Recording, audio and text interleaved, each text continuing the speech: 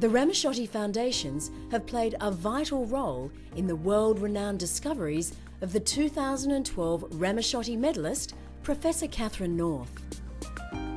I first set up my lab at the Children's Hospital in 1995, and I had a brand spanking new, completely empty lab to start up from scratch.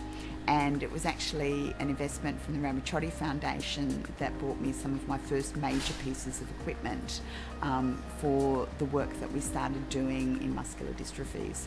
So for me, they were there at the beginning.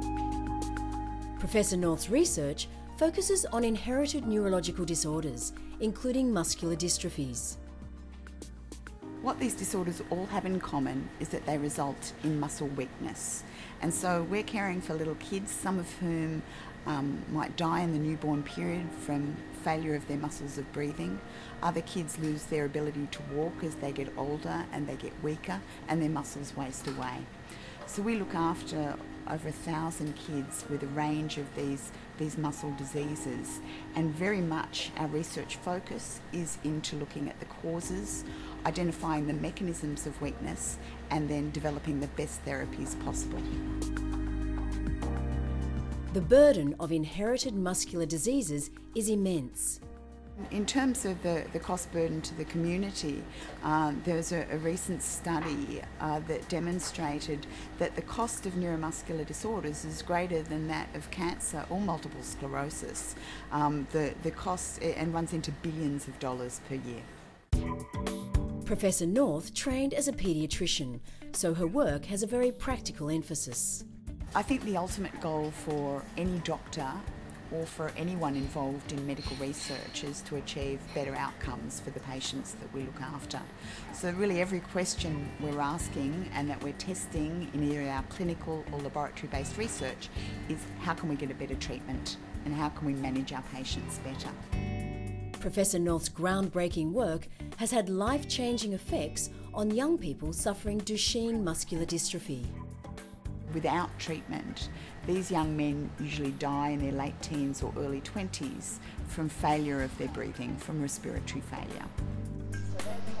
Clinical trials led by Professor North on improved genetic diagnosis and treatment of this disease have led to a major improvement in patient outcomes.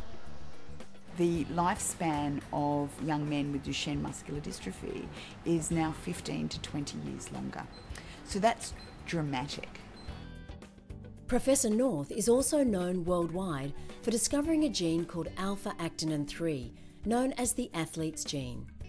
This gene has been shown to improve sprint performance in athletes.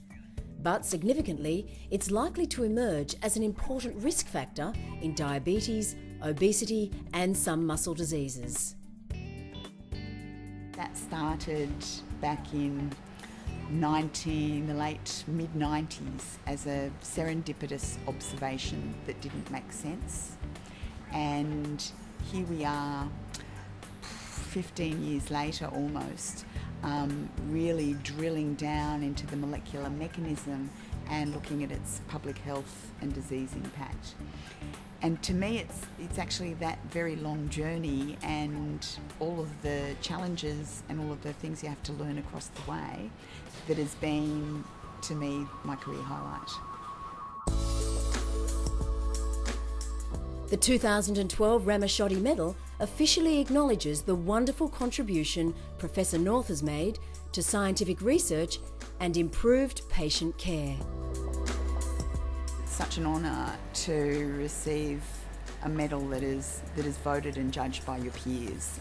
There are really very few of this type of recognition in the field of science and medicine. So the Ramaciotti Foundation, it funded me when I was, first starting out in research, and has been a magnificent support to my work in an ongoing way. There are very few organisations that do that, and the philanthropic investment in research is crucial for research to really continue to succeed in Australia. The sort of funding that's supported by philanthropy really takes it to the point where you can achieve your goals, which is right there. People often ask me why I got into this field, say the field of muscular dystrophy is, an incurable disorder. And I think I got into this area because I firmly believe, and I say this to parents, that in my lifetime, I believe we will have a cure for muscular dystrophies. And they often usually stop and they say, "And how old are you?"